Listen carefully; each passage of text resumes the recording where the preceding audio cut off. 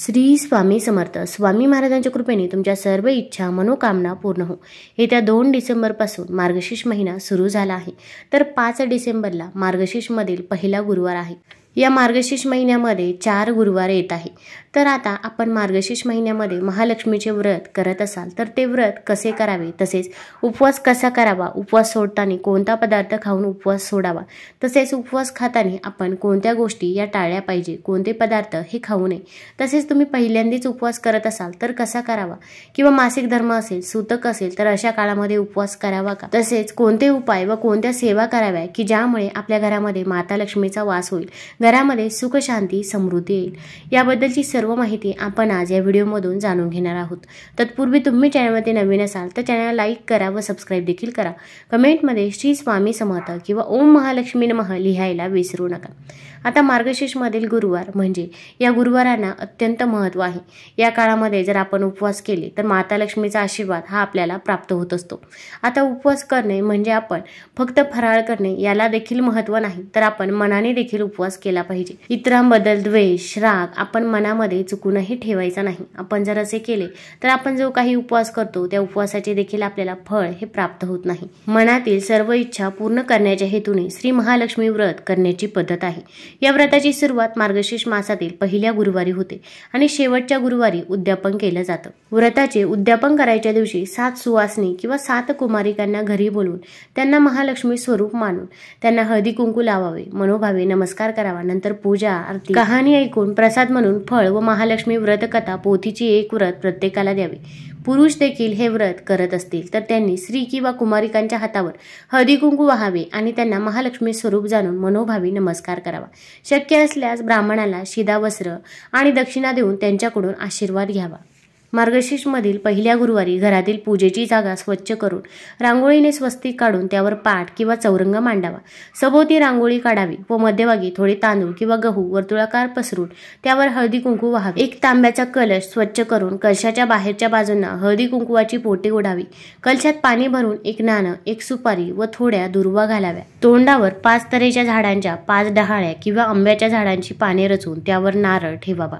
तांब्याला चौरंग पाटावर असलेल्या तांदळाच्या किंवा गव्हाच्या वर्तुळावर मधोमध ठेवावं. श्री महालक्ष्मी देवीचं चित्र किंवा मूर्ती किंवा स्फटिक श्रीयंत्र असल्यास चित्र न ठेवता त्याची स्थापना करावी. त्यासमोर विडा, खारीक, बदाम व इतर फळे, खडीसाखर किंवा गूळ ठेवून जवळ गणेशरूपी सुपारी मांडावी.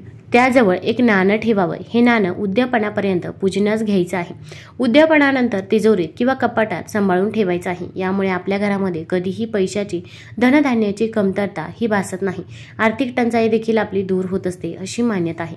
पूजेची संपूर्ण मांडणी केल्यानंतर स्वतः आचमन करून श्री महालक्ष्मी मातेची पंचोपचार पूजा करावी. नैवेद्यासाठी केळे तसेच इतर फळे देखील ठेवावी. एका वाटीत दूध नक्की ठेवावं. श्री महालक्ष्मी व्रताची कथा भक्तिभावाने मनोभावे वाचावी किंवा तुम्ही श्रवण देखील करू शकता. तसेच आपल्याला जर मासिक धर्म असेल किंवा सूतक असेल तर अशा वेळी जर आपण महालक्ष्मी गुरुवारचे व्रत करणार असाल तर आपण ती पोथी दुसरी कोणाकडून तरी वाचून घ्यावी. मग तुमच्या मुलीकडून वाचून घेऊ शकता किंवा शेजारच्या एखाद्या महिलेकडून ही पोथी वाचून घेतली तरी पण चालेल. पण अशा वेळेस उपवास आपणच करायचा आहे. फक्त त्या व्यक्तीला आपण ती पोथी वाचायला लावायची आहे. पोथी वाचण्याच्या अगोदर घरामध्ये सर्व ठिकाणी गोमूत्र हे शिंपडायला सांगायचं आहे. यामुळे आपल्या घरामध्ये जी काही नकारात्मकता आहे ती नकारात्मकता ही दूर होत असते. नैवेद्य दाखवल्यावर श्री महालक्ष्मी देवी समोर हात जोडून बसावे व श्री महालक्ष्मी नमनाष्टक म्हणावे. आपल्या मनातील इच्छा देवीला प्रार्थना करताना सांगावी. मग आरती करावी. संध्याकाळी श्री महालक्ष्मी देवीची पंचोपचार पूजा करून गोड पदार्थांचा नैवेद्य अर्पित करावा. गायीसाठी वेगळ्याने नैवेद्य काढून सर्व कुटुंबियासह आनंदाने प्रसादासह भोजन करावे. दुसऱ्या दिवशी सकाळी स्नान केल्यावर तांब्यातील डहाळे घरात निरनिराळ्या 5 ठिकाणी ठेवून तांब्यातील पाणी नदी, विहीर, तलाव किंवा तुळशी वृंदावनात टाकावे. नंतर पूजा केलेल्या ठिकाणी हळदी कुंकू वाहून श्री महालक्ष्मी देवीचे स्मरण करून नमस्कार करावा. अशा प्रकारे आपण साधी सोपी पूजा नक्कीच करू शकता. आता या महालक्ष्मीचे आपण व्रत करत असतो तेव्हा आपल्याला उपवासासाठी कोणते पदार्थ खायचे आहे तर कोणते पदार्थ टाळायचे आहे ते देखील आपण व्हिडिओमध्ये बघणार आहोत. आता अगदी उपवास सकाळी केला जातो आणि सायंकाळी संध्याकाळी हा उपवास सोडला जातो। तर काही ठिकाणी फक्त फळे खाऊन हा उपवास केला जातो। तर काही ठिकाणी खिचडी देखील खाल्ली जाते। आता तुमच्या इकडे जशी पद्धत असेल तशा पद्धतीने तुम्ही हा उपवास करू शकता।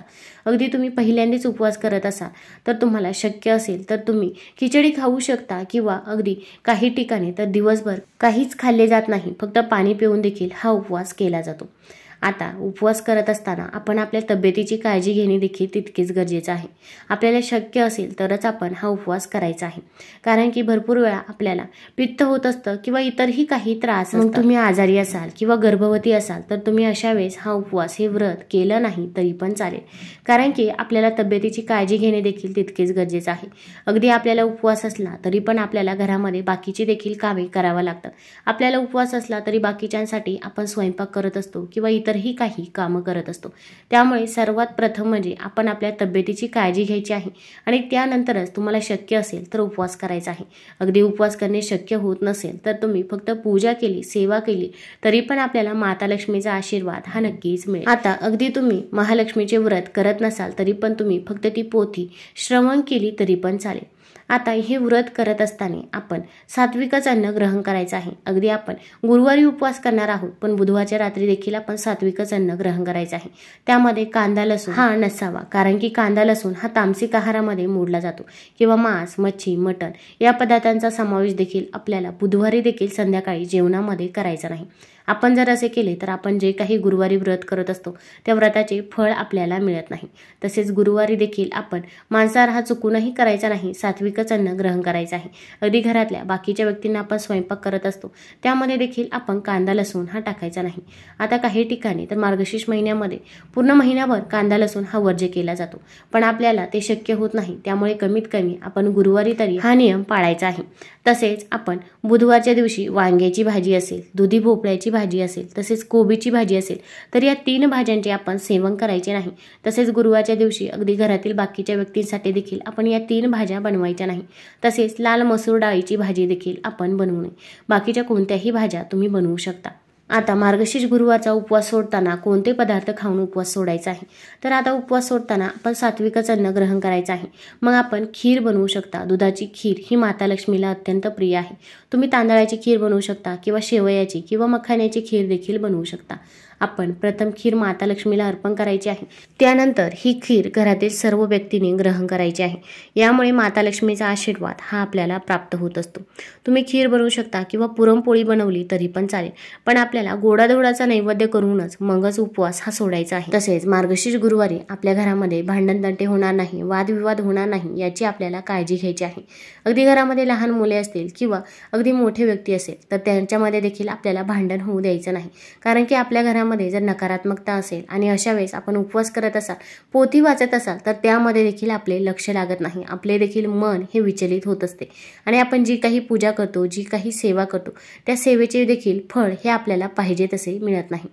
आपण दर गुरुवारी प्रथम घरामध्ये गोमूत्र शिंपडायचं आहे, त्यानंतरच आपण पूजेला सेवेला सुरुवात करायची आहे। यामुळे आपल्या घरामधील नकारात्मक ऊर्जा ही दूर होत असते।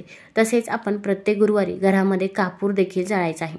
आपण घरामध्ये कापूर जाळला तर माता लक्ष्मी ही कापुराकडे आकर्षित होत असते असे म्हणतात आणि आपल्या घरामधील नकारात्मक ऊर्जा दूर होऊन घरामध्ये सकारात्मक ऊर्जेचा देखील संचार होत असतो।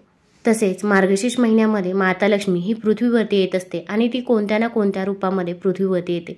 त्यामुळे या मार्गशीर्ष महिन्यामध्ये जर दाराजवळ एखादी व्यक्ती आली तर त्या व्यक्तीला आपण तसंच जाऊ द्यायचं नाही। तुम्ही अन्नदान करू शकता किंवा एखादा ग्लास भरून पाणी दिलं तरी पण चालेल। एखादी महिला असेल तर तिची ओटी देखील भरू शकता, पण ती व्यक्ती आपल्या दारातून तशीच जाता कामा नये। तुम्हाला जर हा व्हिडिओ आवडला असेल तर चॅनल लाईक करा, सबस्क्राईब करा। धन्यवाद।